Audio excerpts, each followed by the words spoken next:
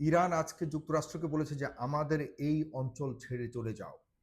ইরানের পররাষ্ট্রমন্ত্রী Abbas Araghchi আজকে যুক্তরাষ্ট্রকে উদ্দেশ্য করে বলেছে যে তোমাদের যে ঘাঁটি আছে এই অঞ্চলে, মধ্যপ্রাচ্যে বিভিন্ন দেশে, আপনারা জানেন যে উপসাগরীয় অঞ্চলগুলিতে কুয়েত, কাতার, আবুধাবি, সৌদি আরব, বিভিন্ন দেশে তাদের ঘাঁটি রয়েছে। কতটা দুর্ভাগ্য মুসলিমদের, কতটা দুর্ভাগ্য এই ধরনের, মানে যারা ইসলামের ধ্বংস চায়, যারা পরিকল্পিতভাবে ইসলামিক এই মানে পবিত্র ভূমির, উর্বর ভূমির এই অঞ্চলগুলোর খনিজ পদার্থকে দখল করতে এসছে, এবং এই অঞ্চলকে তারা হাজার বছরের ঐতিহাসিক অজুহাত দিয়ে ইসরায়েল দখল করতে চায়, আর খনিজ পদার্থকে দখল করতে চায় যুক্তরাষ্ট্র। এরকম শত্রুদেরকে নিজেদের ঘরে জায়গা দিয়ে তাদের শুধুমাত্র একটাই টার্গেট, যে ইরানকে ধ্বংস করো। এই ইরানকে ধ্বংস করবার জন্য যে ঝুঁকি নিয়েছে, এখন তারা নিজেরাই ভয়ঙ্কর ঝুঁকির মধ্যে পড়েছে, কারণ ইরান কোনোভাবে ছাড় দিচ্ছে না। ইরানে গতকালকে আপনারা জানেন যে হরমুজ প্রণালীর উপরে একটা নজরদারি করা খুব দামি একটা হেলিকপ্টারকে ইরানের, এখনো পর্যন্ত চূড়ান্তভাবে বলেন যে ইরান ইচ্ছাকৃতভাবে সেই হেলিকপ্টারকে ধ্বংস করেছে নাকি পরিকল্পিতভাবে ধ্বংস করেছে, এটি এখনো স্পষ্ট জানা যায়নি। তবে একটি অনেক মূল্যবান হেলিকপ্টারকে ধ্বংস করেছে ইরানের ড্রোন। এই ইরানের একটা সামান্য ড্রোন কয়েক মিলিয়ন ডলারের হেলিকপ্টারকে তছনছ করে দিয়েছে। তবে দুজন যে পাইলট ছিল তারা এখনো পর্যন্ত অক্ষত রয়েছে। তারা লাফ দিয়ে হরমুজ প্রণালীর ওই পানিতে ঝাঁপ দিয়েছে, সেখান থেকে আবার ড্রোনের মাধ্যমে তাদেরকে উদ্ধার করেছে। যেই এটিও একটি নতুন ঘটনা যে এরকম ড্রোনের মাধ্যমে নদীতে বা পানিতে পড়া কোনো নাবিককে অথবা কোনো সোলজারকে আপনার এভাবে উদ্ধার করে। যাই হোক, উদ্ধার করেছে, কিন্তু এটার প্রতিশোধ নিতে গিয়ে ইরানের গুরুত্বপূর্ণ উপকূল অঞ্চলে ভয়ঙ্কর হামলা চালিয়েছে যুক্তরাষ্ট্র। অনেক ভয়ঙ্কর হামলা চালিয়েছে, যেটির বিপরীতে ইরান হামলা চালিয়েছে বাহরাইনে, ইরান হামলা চালিয়েছে মধ্যপ্রাচ্যের অন্যান্য দেশে যেসব জায়গায় ঘাঁটি রয়েছে যুক্তরাষ্ট্রের, এবং বিশেষ করে বাহরাইনের যে পঞ্চম নৌবহরের সদর দপ্তর রয়েছে সেটিকে একদম ইচ্ছামতো আক্রমণ করেছে।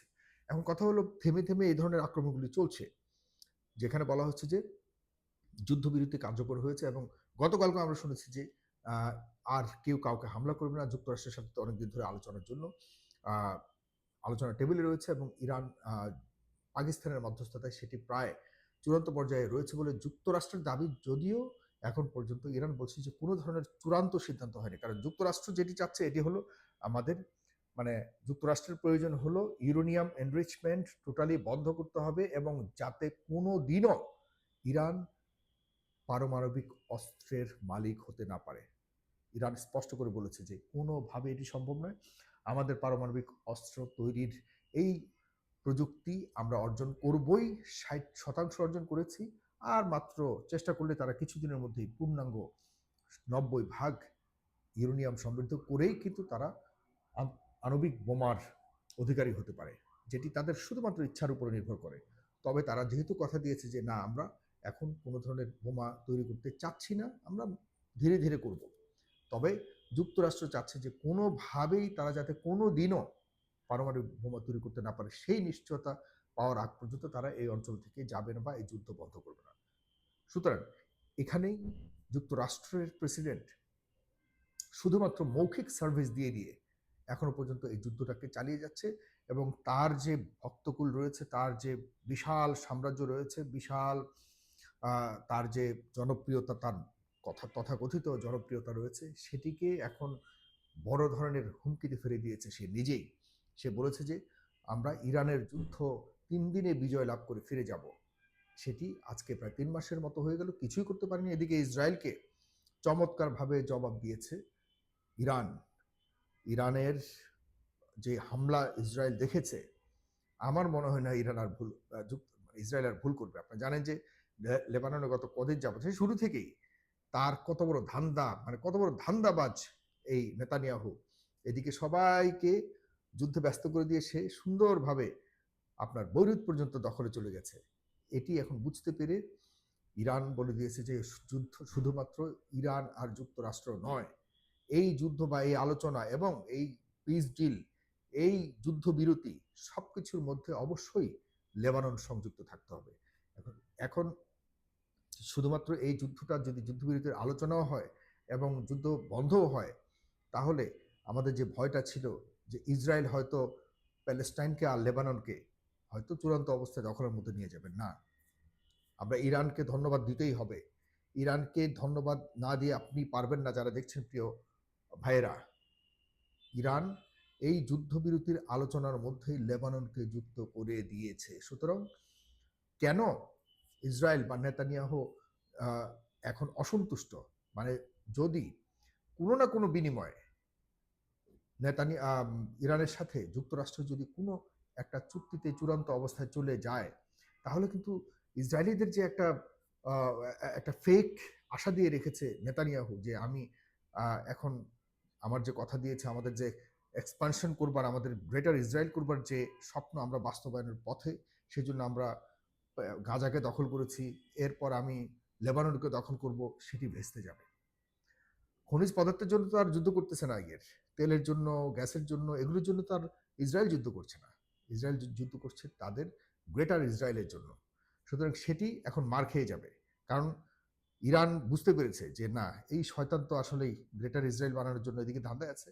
আর আমরা যদি কোনো একটা ডিলে যাই, চুক্তি করি, তাহলে ইসরায়েলের সাথে, মানে ইসরায়েল তার ধান্দায়, তার উদ্দেশ্যে, তার লক্ষ্যবস্তুতে পৌঁছে যাবে। সুতরাং যুদ্ধটা আসলে থামছে না। ইসরায়েল নিজের পায়ে নিজে কুড়াল মেরেছে, মানে যুক্তরাষ্ট্রের কথা না শুনে যখন ভয়ঙ্করভাবে আঘাত কন্টিনিউ করা শুরু করেছে ইরান, এখন তাদের আলোচনার মধ্যে বড় ধরনের শর্ত জুড়ে দিয়েছে যে কোনো ফ্রন্টেই যুদ্ধ চালানো যাবে না। সামনে যুক্তরাষ্ট্র শুধুমাত্র এখান থেকে হয়তো কি সর্বোচ্চ এটাই যে ঠিক আছে, তোমরা এদিক দিয়ে আমরা আন্তর্জাতিক যে নৌ রুট এটি আমরা চালাতে দিব, মানে হুজমুজ প্রণালী আমরা খুলে দিব। হরমুজ প্রণালী তো আগেও খোলা ছিল, এখন এই মাঝখান দিয়ে এতগুলি মাস যুদ্ধ করে তিন পক্ষের অনেকগুলি মানুষ মারা গেল, অনেক ক্ষয়ক্ষতি হলো, এর বিনিময়ে কিছুই পেল না। শুধুমাত্র ইরান বলবে যে ঠিক আছে, আমরা হরমুজ প্রণালী খুলে দিচ্ছি, আগের মতো সব স্বাভাবিক হবে। এই হলো যুক্তরাষ্ট্রের অর্জন হবে। তাদের নিজেদের নিয়ে যাওয়ার মতো কিছুই আর তারা পেল না। এই অবস্থাতে আমরা খুব শীঘ্রই হয়তো আলোচনার তথাকথিত, মানে যুক্তরাষ্ট্রের প্রেসিডেন্ট ডোনাল্ড ট্রাম্পের ভাষায় এবং তার যে জারজ সন্তান নেতানিয়াহুর ভাষায় তথাকথিত যে আমাদের বিজয় আমরা ঘোষণা করব। আপনি জানেন যে গতকালকেও ট্রাম্প হুঁশিয়ার দিয়েছে যে আমি আগামী কয়েকদিনের মধ্যেই যুক্তরাষ্ট্রের বিজয় আমরা ঘোষণা করব। তো তুমি যদি নিজে ঘোষণা করার জন্য সিদ্ধান্তই নিয়ে নাও যে বিজয় ঘোষণা করব, তো এই ৩-৪ দিন অপেক্ষা করার দরকার কি? তুমি ঘোষণা করে দাও। তুমি তো সেই প্রথম দিন ৩ দিনের কথা বলে আসছো, তখনই বলছো যে আমরা বিজয় হয়ে গেছি। তাহলে এতদিন পর্যন্ত পিস ডিল করবার জন্য যে, মানে বারবার ইরানের কাছে রিকোয়েস্ট করতেছো কেন? সিএনএন এর গতকালকে আমি বলেছি, সিএনএন এর গতকালকের একটা তাদের একটা তদন্ত প্রতিবেদন এসছে যে এই পর্যন্ত যুদ্ধ শুরু হওয়ার পর থেকে ডোনাল্ড ট্রাম্প প্রায় ৩৭ বার মিথ্যা আশ্বাস দিয়েছে জনগণকে। যুক্তরাষ্ট্রের নাগরিকদের মিথ্যা আশ্বাস দিয়েছে সে যে তারা দুদিনের মধ্যে পিস ডিল বা তাদের চুক্তি হয়ে যাবে, এরপর তারা ফেরত যাবে। কোনোটাই বাস্তবায়িত হয়নি, সবই হলো শুধুমাত্র তার লিপ সার্ভিস। এটিকে আর কেউ বিশ্বাস করে না। এই হলো ডোনাল্ড ট্রাম্পের প্রতি মার্কিন যুক্তরাষ্ট্রের নাগরিকদের বর্তমান অবস্থান। আগামী নির্বাচনে, মধ্যবর্তী নির্বাচনে তার ভরাডুবি হবে, এই ভয়ে সে এখন কিভাবে ন্যূনতম কোনো একটা কিছু নিয়ে যেতে পারে এই চেষ্টা রয়েছে, কিছুই নিতে পারবে না। সুতরাং সামনে নেতানিয়াহু এবং ট্রাম্পের ভয়ঙ্কর ভরাডুবি এবং পতন আমরা দেখতে পাবো। ধন্যবাদ সবাইকে, ভালো থাকবেন, ফলো করুন আমাকে, প্রতিনিয়ত আপনাকে জানান দিব।